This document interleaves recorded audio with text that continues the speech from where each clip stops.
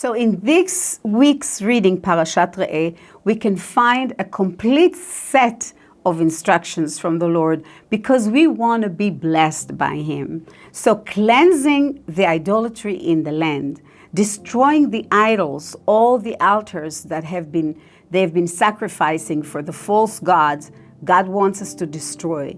Offering the sacrifices to God at the right place and at the right time. Worshiping God in a place of the temple. This is what He's requiring of us.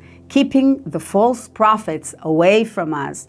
So God is asking us for discernment. We need to know who is a false prophet. Eating the permitted animals, taking care of the poor, and liberating the slaves and all the servants, all the foreigners, even as they are in the 7th year, which is the Shnat Shemitah. And celebrating His finishing this whole parasha, or this portion reading of the Torah, by celebrating the 3 holidays, Pesach, Shavuot, and Sukkot. So this is in essence what we're reading here. So I want to read from Deuteronomy 12, verse 3. And you shall destroy their altars, break their sacred pillars, and burn their wooden images with fire.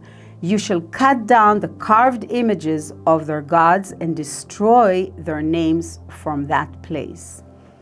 So we are called, sometimes we're called to destroy. I mean, you know, we live in this world today that everything is okay as long as somebody is happy about it. So if somebody is happy by worshiping and doing other things and worshiping other gods, it could be other idols that they have before them.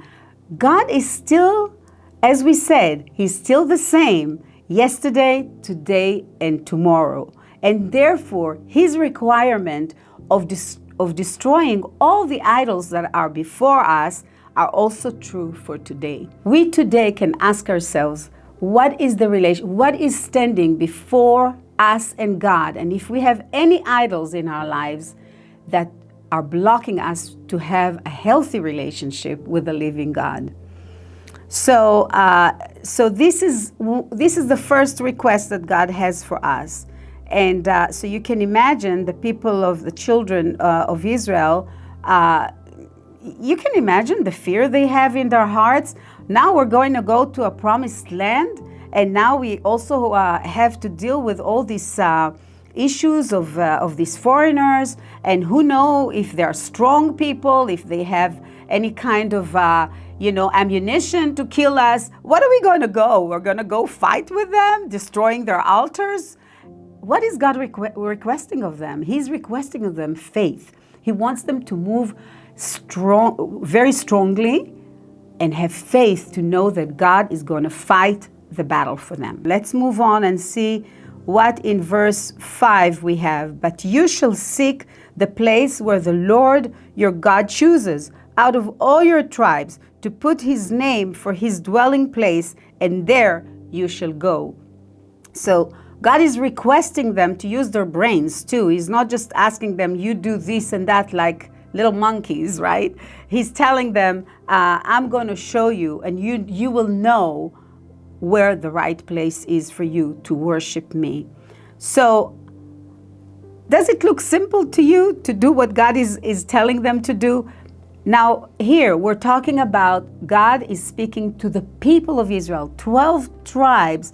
There are thousands of people there. Do you think they can follow all these orders? What do you think exactly God is requesting them? He's requesting of them to have faith. That's the bottom line, is have faith in me. So today, we know we don't need sacrifices today. There is no sacrifices. There's no temple. So what are we going to do? So we have this sacrifice that was made for us, Yeshua. He is our sacrifice, and that's why we have a relationship with Him. But God is still requiring of us not just kind of to not do anything about our faith. We have faith in God. We still need to establish removing a lot of things that are blocking us from a relationship with Him. And I think that's the bottom line, is what are the idols of our generation that are set before us. In Deuteronomy 12:7, it says, "And there you shall eat before the Lord your God, and you shall rejoice in all to which you have put your hand, you and your household in which the Lord your God has blessed you." So we see here the promise of God again. God is desiring to bless us. He wants us to be blessed, and He wants us to follow His instructions. So what are the instructions? Let's look at the other instructions we have in Deuteronomy chapter 12, verse 16. "Only you shall not eat the blood, you shall pour it on the earth like water." This is Deuteronomy 12:16. So God is requiring of us, and if you remember, we read about it before, that the blood is the soul, and God does not desire us to eat the blood. And so therefore, He wants us to pour it on the earth and to clean the animals from all blood. So if somebody is offering you any kind of blood pudding or whatever, make sure you're not eating that. I don't know how tasty it is, but I know that in some countries they do offer it. So we go to Deuteronomy 14:22, the tithing, that all the principles of tithing is coming here as well. It says, "You shall truly tithe all the increase of your grain that the field produces year by year." Now you remember that the Levites did not have an inheritance. And so it's mentioned again and again, and I don't want to go into it now, but basically God is requiring of them not to forget the poor, not to forget the Levites, to keep the edges of their fields, to leave them on so they can come. All the poor can come there, also the Levites can come there, and they can take from the land, from the grain, if it is, from the fruits, whatever they have. So let's read Deuteronomy 14:28 and 29. "At the end of every third year, you shall bring out the tithe of your produce of the year and store it up within your gates. And the Levite, because he has no portion, no inheritance with you, and the stranger and the fatherless, and the widow who are within your gates may come and eat and be satisfied, that the Lord your God may bless you in all the work of your hand which you do." God always looks after the poor and the needy, always. It's part of the instructions that God is giving us. Let's not forget that, because this is important, that we will be generous, that we will always think of those that are less fortunate than us. And so in Deuteronomy chapter 15, verse 6, "For the Lord your God will bless you just as He promised you. You shall lend to many nations, but you shall not borrow. You shall reign over many nations, but they shall not reign over you." This is the promise God is giving them as the nation, as the people of Israel. And I love to take care of the poor and the needy. And I think, I come from a family that didn't have much, but I never felt as a child that I was not having enough. We always have food in our table. We always have clean clothes. We always have new clothes for the holidays. We always have food. My mom would use to cook us almost every day. We always had a big pot of fresh soup or fresh, some kind of a cooked dish. We never went hungry. But I knew that we didn't have much. But my parents never let us feel like we didn't have much. And so as I grew up, I always watched my parents always being very hospitable. We always have people coming into our house for Shabbat, for high holidays. We always hosted people in our house. Our house was open. And my mother never, whenever somebody would come, when she was in the middle of a meal, she would always tell them, "You come and you eat with us." And this is the way that God wants us to be. He wants us to be generous. He wants us to have a big heart. He wants us to have an open hand for the poor and the needy. So let's see what God is requiring of us in order for us to be blessed. Remember, this is part of the instructions. So if you want to be blessed, then do what God wants us to do. And this is part of this blessing. So generosity to the poor. If there is among you a poor man of your brethren within any of the gates in your land, which the Lord your God is giving you, you shall not harden your heart, nor shut your hand from your poor brother, but you shall open your hand wide to him, and willingly lend him sufficient for his need, whatever he needs. God is delighted with the generous people, and I can be a living testimony to see how God is restoring people, restoring their lives, their health, and He's blessing them just for simply opening their hands to the poor and the needy. So remember, this is one of the instructions. So now we're almost at the end. What is the last thing that God wants us to do? He wants us to celebrate the feast of the Lord. Now this is not a Jewish feast, okay? Let's go back. This is a biblical feast that God is requiring His people to do. Why is He requiring us to celebrate those feasts?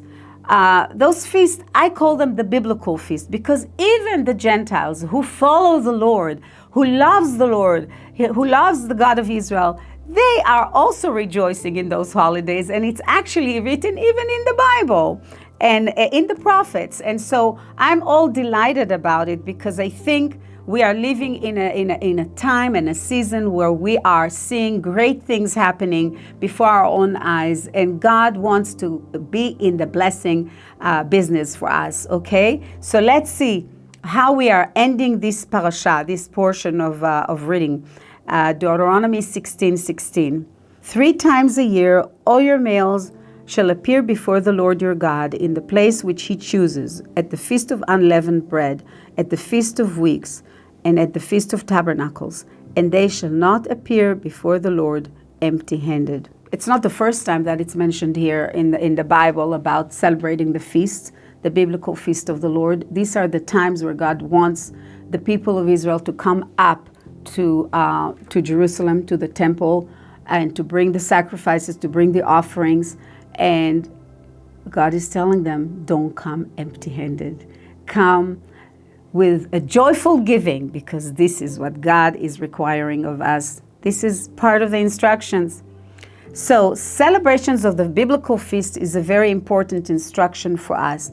It is because it helps us to keep us as people of the Lord unique and separated.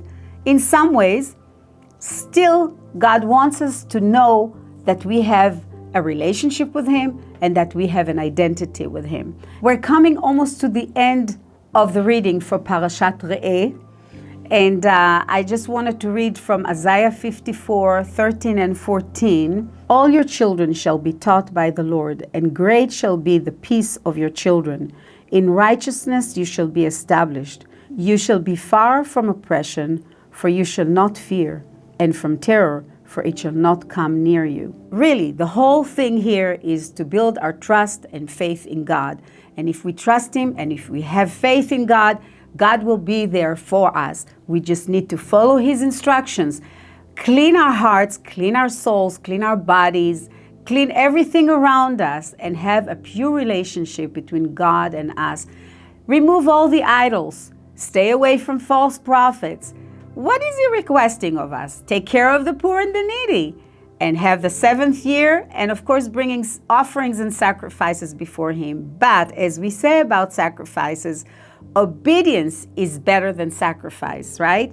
And in 1 Samuel 15:22 and 23 it says, has the Lord as great delight in burnt offering and sacrifices as in obeying the voice of the Lord? Behold, to obey is better than sacrifice, and to heed than the fat of arms. For rebellion is as the sin of witchcraft, and stubbornness is iniquity and idolatry. Because you have rejected the word of the Lord, He also has rejected you from being king. The prophet Samuel is talking about the king, and he's been telling him about all these sacrifices that he's presenting before God, but God is rejecting it because his heart is not there and he's been rebellious. So I wanted to conclude and read from the book of John 7:37. On the last day, that great day of the feast, Yeshua stood and cried out, saying, if anyone thirst, Let him come to me and drink. And so Yeshua is our answer. Yeshua is our way, and he is our life, and he is the water, the living water that is within us. I just wanted to say thank you so much for being here with me today, and I hope you're blessed by it, and God bless you, and be blessed.